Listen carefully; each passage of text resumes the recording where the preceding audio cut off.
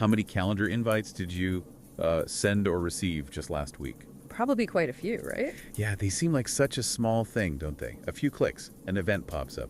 A meeting, maybe a concert reminder. Super simple on the surface. But what if you're not just sending one or two? What if you're managing like hundreds or even thousands, trying to reach a huge audience? Right, then it gets complicated. Behind those clicks, there's this powerful hidden architecture working away. Exactly. Welcome to the Deep Dive. Today we're jumping into the really sophisticated systems that manage those huge numbers of calendar invitations. We're going to pull back the curtain a bit. Yeah, on a specific system. The calendar invite server processors from 31events.com and calendarknack.com.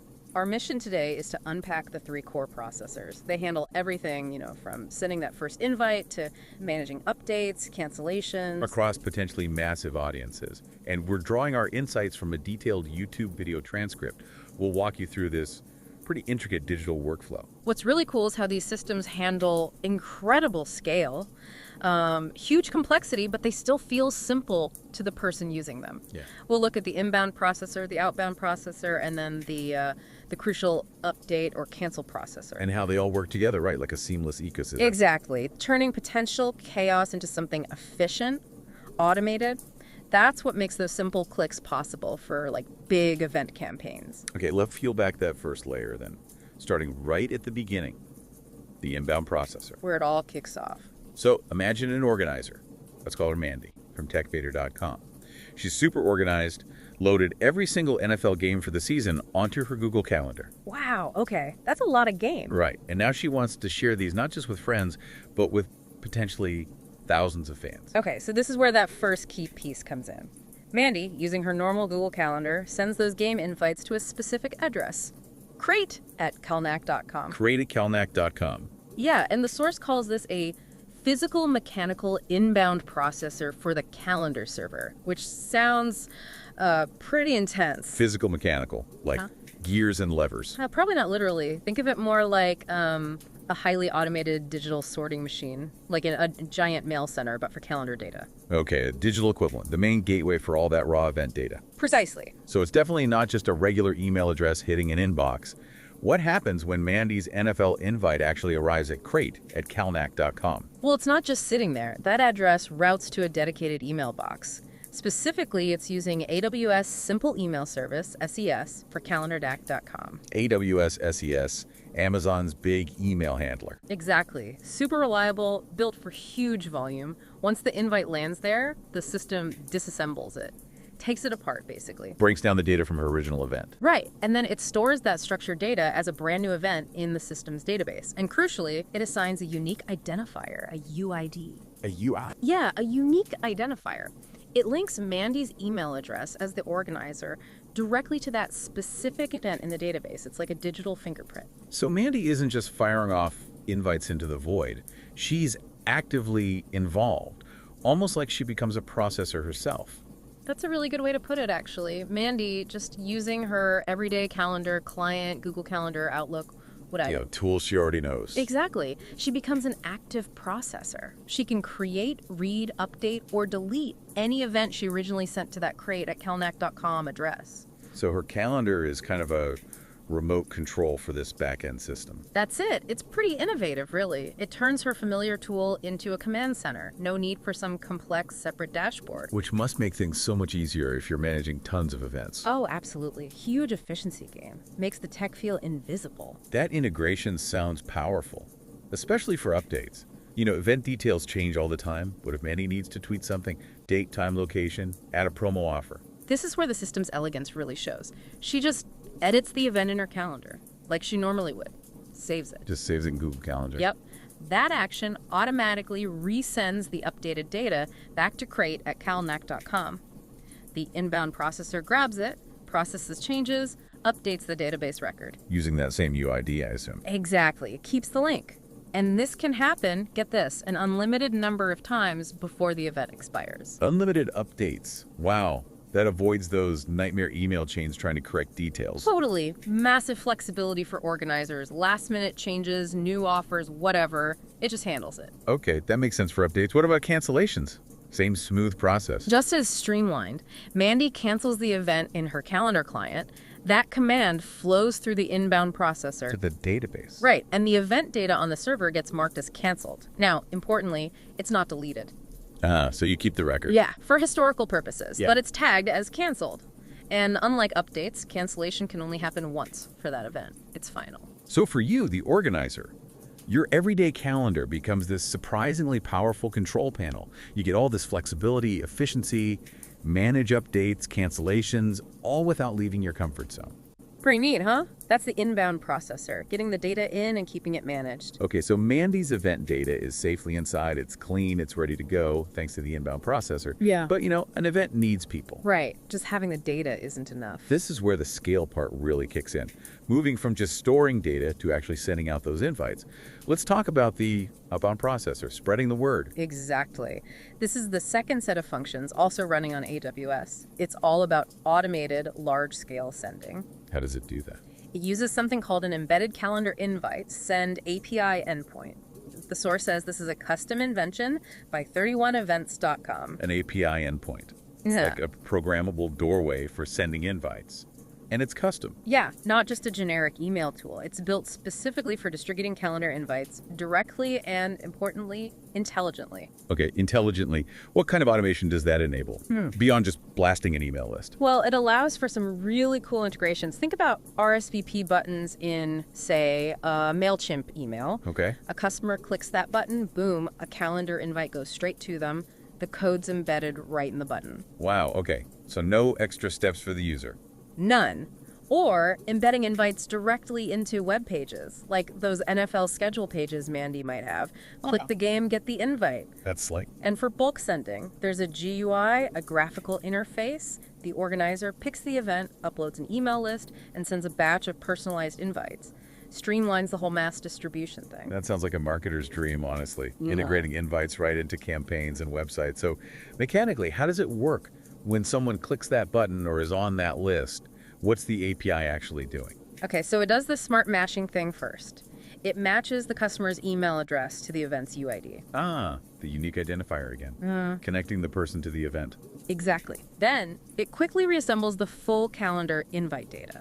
It pulls this from DynamoDB. Amazon's fast database. Right. Using these custom ETL functions they built, extract, transform, load. Think of it like a super efficient data pipeline. Grabbing the right bits, putting them together. Yep.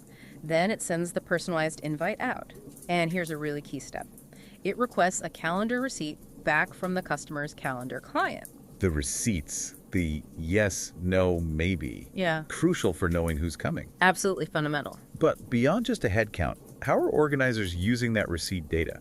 Is it just for numbers? Oh, it's way more than just numbers. These receipts are gold. They come back via the API gateway, kind of the front door for these responses, get stored in S3, Amazon's storage. That's 3, right? And then processed into DynamoDB for analysis. Organizers can see engagement patterns, figure out the best times to send invites, segment their audience. Segment by response type, like target the maybes. Exactly. Or A/B test different invite messages based on who responded how. It turns sending into like active campaign management, data-driven decisions. Can you give us a quick picture of that, like a user example? Sure. Imagine Zach at TechVader sees that NFL game promo page. He types his email into the box to get an invite. Yeah. Instantly, the system matches Zach's email to the game's UID. The API builds and sends that personalized invite right to Zach's calendar. For Zach, it feels seamless. You just filled out a form. Right.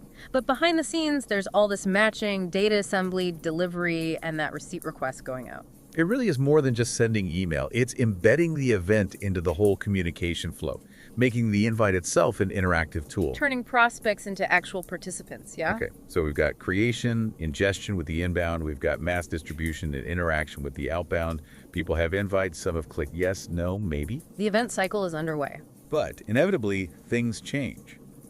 Mandy needs to update a game time, or maybe even cancel one. This feels like where things could get messy, especially with a big audience.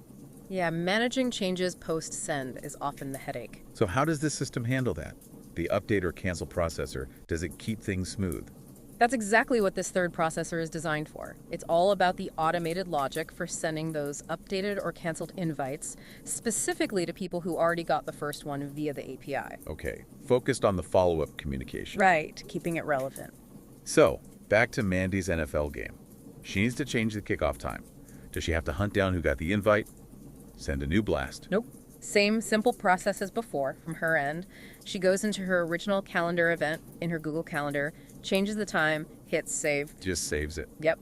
That updated data flows back to the inbound processor, gets disassembled. Right. Then it's automatically forwarded to the outbound of the processor, which tells the outbound processor, send the update. A full loop, triggered by her simple edit. Fully automated loop. Okay, but here's the tricky bit. You don't want to annoy people with updates if they already said no or never even responded. That's just noise. Exactly. And the system is smart about this. This is a really critical feature. How does it decide who gets the update? The logic is clear.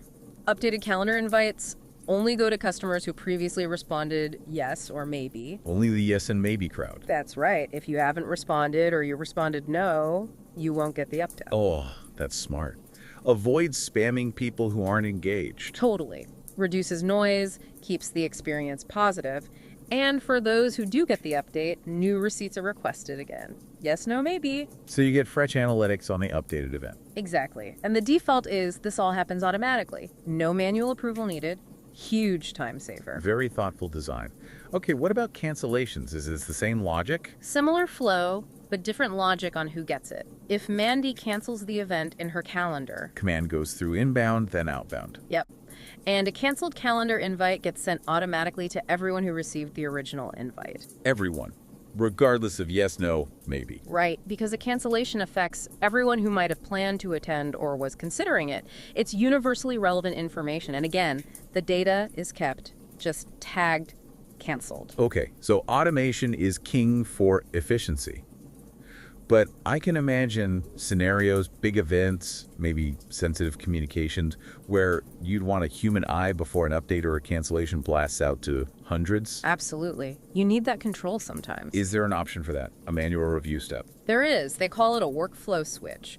While automation is the default, you can flip this switch. Okay, and what does that do? It enables manual approval before updates or cancellations are sent. It's built into a Lambda function. Lambda, the little cloud code snippets. Right, and it can be linked to an API or a GUI dashboard, or it could even just send an email notification back to Mandy. So she gets an alert like review pending update. Exactly. She could get a link to approve it or see it in a list waiting for her okay. The source emphasizes this is crucial for campaigns with large communities, say 300, 400 people getting invites. To catch errors before they go wide. Precisely.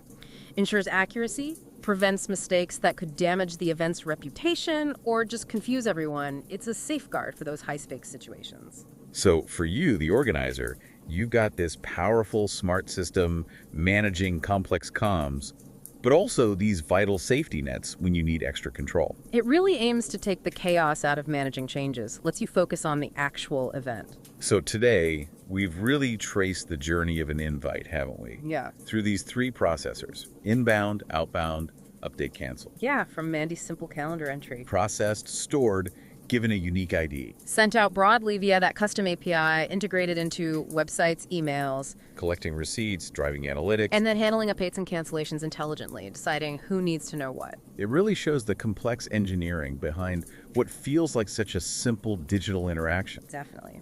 This deep dive shows how custom tech can really streamline event management. It's not just sending invites, it's managing the whole communication lifecycle efficiently, thoughtfully. Especially for those large audiences. Anticipating needs, automating decisions. It really elevates event management beyond just basic tools. It's an intelligent, adaptive system. Puts sophisticated power right in the organizer's hands, through their familiar calendar. So think about the next time you get a calendar invite, or even send one yourself. What unseen workflows, what hidden intelligence might be buzzing away behind that little square on your screen? Yeah, what potential for automation and smart decisions is hiding in plain sight, even in seemingly mundane tasks? The world of back-end processing, it seems, is way more dynamic, more thoughtful than we often give it credit for. We hope you found this look behind the curtain as fascinating as we did.